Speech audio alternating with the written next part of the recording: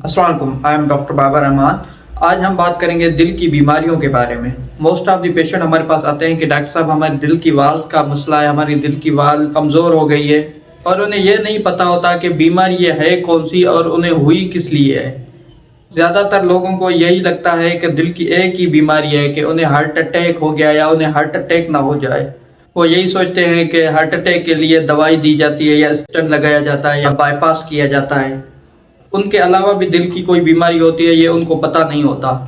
तो आज हम बात करेंगे इसी टॉपिक पे कि दिल की कौन कौन सी बीमारियां होती हैं। दिल की बीमारियों के बारे में पता होने से पहले हमें दिल के बारे में पता होना चाहिए कि दिल क्या है। अब हमारा दिल सर्कुलेटरी सिस्टम का एक पार्ट होता है जो हमारे जिस्म में खून के बहाव को मेंटेन करता है। सर्कुलेटरी सिस्टम में दिल हमारा सेंट्रल पंप की तरह काम करता है जो हमारे खून को जिस्म के अलग अलग हिस्सों तक पहुंचाता है। इसमें दो तरह की नसें होती हैं, एक तो वो जो खून दिल से जिस्म के बाकी हिस्सों तक ले जाती है और दूसरी नसें वो जो जिस्म के बाकी सारे हिस्सों से खून दिल तक लेके आती हैं। अब नसों में भी अलग तरह की बीमारियां होती हैं। ये एक खुद बहुत बड़ा टॉपिक है, इस पे पहले भी हम वीडियो बना चुके हैं। तो आज का हमारा फोकस सिर्फ हार्ट पे होगा, दिल पे होगा कि दिल की बीमारियां कौन सी होती हैं, दिल की बीमारियां कितने टाइप्स की होती हैं। दिल की बीमारियां जानने के लिए दिल की बीमारियों को हम 5 कंपोनेंट्स में डिवाइड करते हैं। जो सबसे पहला कंपोनेंट है वो है कोरोनरी आर्टरीज, यानी दिल की खुद की नसें। अब अगर दिल की नसों की बीमारी हो जाए, उसमें ब्लॉकेज हो जाए तो पेशेंट को एंजाइना हो जाता है या हार्ट अटैक हो जाता है। उम्र के 40 साल बाद हार्ट अटैक सबसे कॉमन बीमारी बन जाती है, इसीलिए लोगों को यही लगता है कि सिर्फ हार्ट अटैक ही दिल की बीमारी है। अब ये जो कोरोनरी आर्टरीज हैं, दिल की शरियानियाँ हैं, दिल की नसें, ये भी बहुत बड़ा टॉपिक है, इस पे भी हम एक अलग से वीडियो बनाएंगे आगे जाके। और दूसरा कंपोनेंट है हार्ट के वेल्व्स। हमारे दिल में 4 तरह के वेल्व्स होते हैं, 2 होते हैं हमारे लेफ्ट साइड और 2 होते हैं हमारे राइट साइड। जो हमारे दिल के लेफ्ट साइड के वेल्व हैं उनके नाम है माइट्रल वेल्व और एओर्टिक वेल्व, और जो हमारे राइट साइड के वेल्व हैं उनके नाम है पल्मोनरी वेल्व और ट्राइकस्पिड वेल्व। अब इन वेल्व का काम क्या होता है कि ये यूनी डायरेक्शनल ब्लड का फ्लो कर रहे होते हैं, मतलब एक तरफ खून का बहाव बढ़ा रहे होते हैं। ये खून को पीछे की तरफ नहीं जाने देते, ये खून को सिर्फ आगे की तरफ धकेलते हैं ताकि खून पीछे की तरफ ना जाए। अब जो ये वेल्व हैं इनमें भी 2 तरह की बीमारियां होती हैं। एक तो वेल्व अगर सुकड़ जाए या बंद होना शुरू हो जाए तो इसको हम स्टीनोसिस कहते हैं। अगर वेल्व का स्टीनोसिस हो जाए तो खून आगे की तरफ नहीं बह पाता। मिसाल के तौर पर अगर माइट्रल वेल्व की स्टीनोसिस हो गई है, लेफ्ट एट्रियम से लेफ्ट वेंट्रिकल तक खून नहीं पहुंच पाएगा।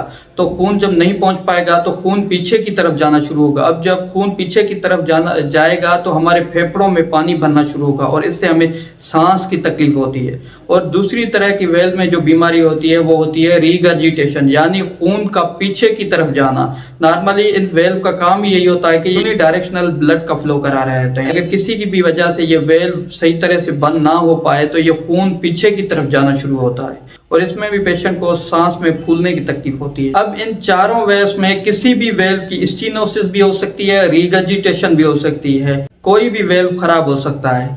और हार्ट में जो कॉमन इन्फेक्शन होता है ये इन वेल्व्स पे अटैक करता है। अब तीसरा कंपोनेंट आता है हार्ट के मसल्स, जिसे हम मायोकार्डियम कहते हैं। ये हार्ट का पंपिंग सिस्टम होता है। अगर हार्ट को नॉर्मल काम करना है तो लाजमी है उसके हार्ट के जो मसल्स हैं वो भी नॉर्मली होने चाहिए। अगर वो कमज़ोर हो गए तो दिल भी कमज़ोर हो जाती है। कुछ पेशेंट्स आते हैं कि डॉक्टर साहब हमारा दिल कमज़ोर हो गया, तो यही वजह होती है कि उनकी जो दिल है उनके मसल्स कमज़ोर हो जाते हैं। अब दिल के मसल्स की कमज़ोर होने की काफ़ी वजूहत हैं, लाइक किसी को हार्ट अटैक आ गया या किसी के वेल्व में इन्फेक्शन आ गया या दिल के पट्टों की मसल्स की खुद की बीमारियां हो गई। अगर मायोकार्डियम किसी भी वजह से कमज़ोर हो जाता है या फैल जाता है तो ये सही से पंपिंग नहीं कर पाता। अब इन मसल्स की कमजोरी की वजह से भी पेशेंट को सांस की तकलीफ हो सकती है। तो पेशेंट थोड़ा भी चलेगा तो उसकी सांस फूलना शुरू होगी।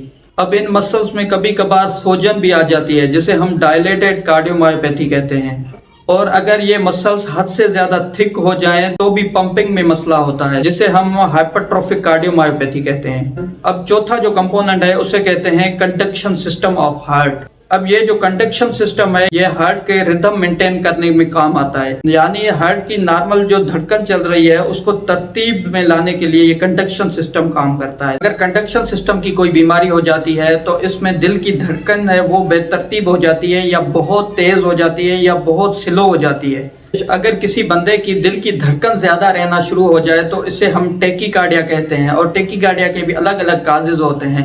तो पेशेंट को सिम्टम्स ये होते हैं कि उसकी दिल की धड़कन उसे महसूस हो रही होती है, और कभी कभार आंखों के आगे अंधेरा भी आ जाता है। तो थोड़ी देर के लिए ये पेशेंट बेहोश भी हो सकते हैं, सेकंड्स के लिए, जिसे हम सिंकपी कहते हैं। और अगर ये धड़कन नॉर्मल से कम रहना शुरू हो जाए तो इसे हम ब्रेडिकार्डिया कहते हैं। तो इस कंडीशन में पेशेंट को चक्कर आने लगते हैं और आंखों के आगे अंधेरा आने लगता है। और अब जो सबसे लास्ट कंपोनेंट है वो है कॉन्जेनाइटल हार्ट डिजीज, यानी पैदाइशी दिल की बीमारियां।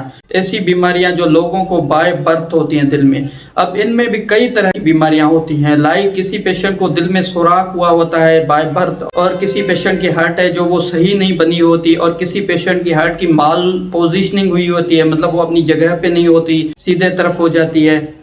तो इसमें भी कई किस्म की बीमारियां आ जाती हैं। तो आगे जाके हम इन सारे कंपोनेंट्स को एक एक करके डिटेल में पढ़ेंगे। तो that's all for today, thank you.